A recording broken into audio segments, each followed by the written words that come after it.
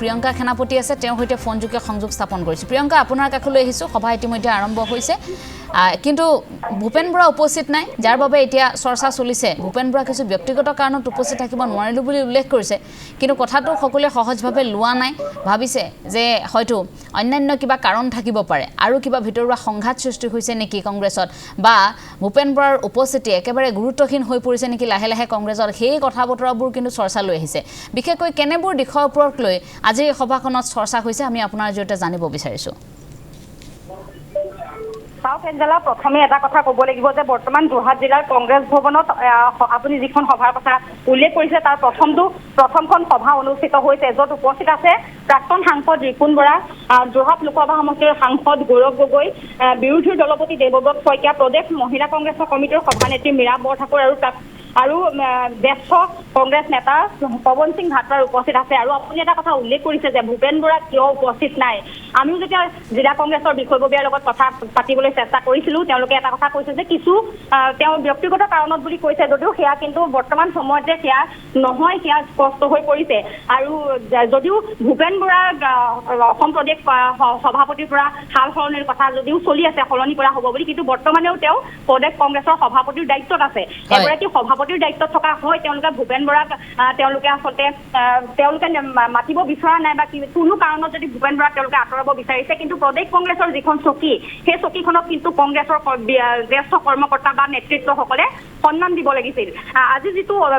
পুৱাই আমাৰ সংবাদ মাধ্যমলৈ বাতৰি যোৰহাট জিলা মিডিয়া বিভাগৰ তৰফৰ পৰা প্ৰেৰণ কৰা হৈছিল তাতো কিন্তু কোনো ধৰণৰ ভূপেন বৰাৰ প্ৰসংগ উল্লেখ নাই তাত কেৱল উল্লেখ আছে যে আজি যোৰহাটৰ জিলাৰ কংগ্ৰেছ ভৱনত এখন সভা অনুষ্ঠিত হ'ব য'ত উপস্থিত থাকিব সাংসদ গৌৰৱ গগৈ বিৰোধী দলপতি দেৱব্ৰত শইকীয়া প্ৰদেশ মহিলা কংগ্ৰেছ কমিটিৰ সভানেত্ৰী মীৰা বৰঠাকুৰ প্ৰাক্তন সাংসদ ৰিপুণ বৰা পৱন সিং ভাট্টাৰ সহ প্ৰদেশ কংগ্ৰেছ কমিটিৰ বহু কেইজন বিষয়ববীয়া আৰু যোৰহাট জিলা কংগ্ৰেছৰ সভাপতি সম্পাদকৰ লগতে আন বিষয়ববীয়া হ'ব তাতো কিন্তু কোনো ধৰণে ভূপেন বৰাৰ প্ৰসংগটো নাই সেয়েহে বিভিন্নজনৰ বিভিন্ন প্ৰশ্ন এতিয়া উত্থাপন হৈছে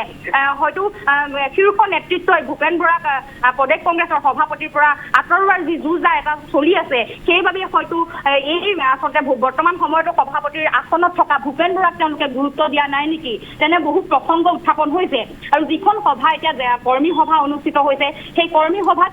পঞ্চায়ত নিৰ্বাচনত আচলতে যিসকলে প্ৰতিদ্বন্দ্বিতা আগবঢ়াইছিল জয় হোৱা হওক বা পৰাজয় হোৱা সকলো ৱাৰ্ড সদস্যসমূহ ইয়ালৈ নিমন্ত্ৰণ কৰা হৈছে আৰু জিলা পৰিষদৰ সদস্যসমূহ নিমন্ত্ৰণ কৰা হৈছে আৰু ইয়াৰ উপৰিও আঞ্চলিক পঞ্চায়তৰ যিসকলে ইয়াতে প্ৰতিদ্বন্দ্বিতা আগবঢ়াইছিল পঞ্চায়ত নিৰ্বাচনত সকলোকে ইয়ালৈ নিমন্ত্ৰণ জনোৱা হৈছে আৰু তেওঁলোকক আজি সম্বৰ্ধনা জনাইছে আৰু বিভিন্ন তেওঁলোকৰ আচলতে যি সময়ত গৌৰৱ গগৈৰ হাতৰ পৰা যিহেতু লোকসভা নিৰ্বাচনত 2024ত গৌৰৱ গগৈ 1.5 লক্ষাধিক ভোটত যোৰহাট লোকসভা সমষ্টিৰ পৰা জয়ী হৈছিল তাৰ এবছৰৰ পাছতে আচলতে পঞ্চায়ত নিৰ্বাচনত শোচনীয়ভাৱে কংগ্ৰেছ পৰাজয় হোৱাৰ যেনেধৰণে হ'ল তাৰ পাছতে আচলতে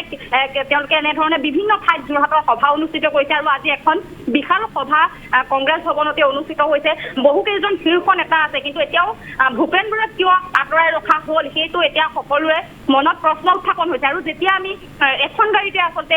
ৰিপুণ বৰা দেৱব্ৰত শইকীয়া গৌৰৱ গগৈ একেখন গাড়ীতে আহিছিল তেওঁলোক তাৰ পৰা নামিছিল আৰু তেতিয়াও কিন্তু কংগ্ৰেছৰ এজন তৃণমূল কংগ্ৰেছ কৰ্মীয়ে ভূপেন বৰা জিন্দাবাদ ধ্বনি দিয়া পৰিলক্ষিত হৈছে তেতিয়া ৰিপুণ বৰাই এটা কথা মুখৰ ভিতৰতে উল্লেখ কৰিছে যে ভূপেন বৰা ক'ত দেখিলি তেনেধৰণৰ কিন্তু কথা কিন্তু এই মুহূৰ্তত চৰ্চাত আছে হয়তো তৃণমূল কংগ্ৰেছ পৰ্যায়ৰ কংগ্ৰেছ কৰ্মীসকলে আজি ভূপেন বৰা সভাখনলৈ আহিব বুলিয়ে তেওঁলোকে অনুমান কৰি আছিল আৰু যেতিয়াই ভূপেন বৰাক নেদেখিলে তেওঁলোকে ভূপেন বৰা জয়ধ্বনি দিলে ৰিপুণ বৰা কিছু খৰ্গহস্ত হোৱা পৰিলক্ষিত হ'ল আৰু এনেধৰণে বিভিন্ন প্ৰসংগ উত্থাপন হৈছে আৰু যিহেতু আগন্তুক ২৬ত বিধানসভা নিৰ্বাচনৰ সমস্যাত শক্তিশালী কেনেধৰণে কংগ্ৰেছ দলটো কৰিব পৰা যায় সেই সন্দৰ্ভতে হয়তো এই সভাখন অনুষ্ঠিত হৈছে বুলি ক'ব পাৰি ইয়াৰ পাছতেই কিছু প্ৰতিবাদী কাৰ্যসূচীও ৰূপায়ণ কৰিব বুলি আমাক জিলা কংগ্ৰেছৰ তৰফৰ পৰা জানিবলৈ দিছে আৰু যেতিয়া আচলতে এই সভাখন ভংগ হ'ব তাৰ পাছতে যেতিয়া আমি নেতাসকলৰ লগত কথা পাতিম তেতিয়া অধিক স্পষ্ট হ'ব আচলতে ভূপেন বৰা কিয় নিমন্ত্ৰণ কৰা নহ'ল বা ভূপেন বৰা কিয় বাদ পৰি গ'ল এঞ্জেলা হয়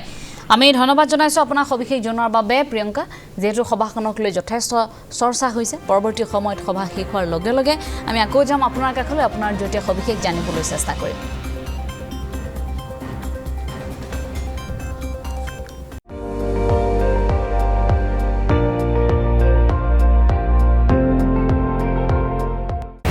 আপুনি চাই আছে ND24 সৰ্বশ্ৰেষ্ঠ নহয় সৰ্বোত্তমৰ দৌৰ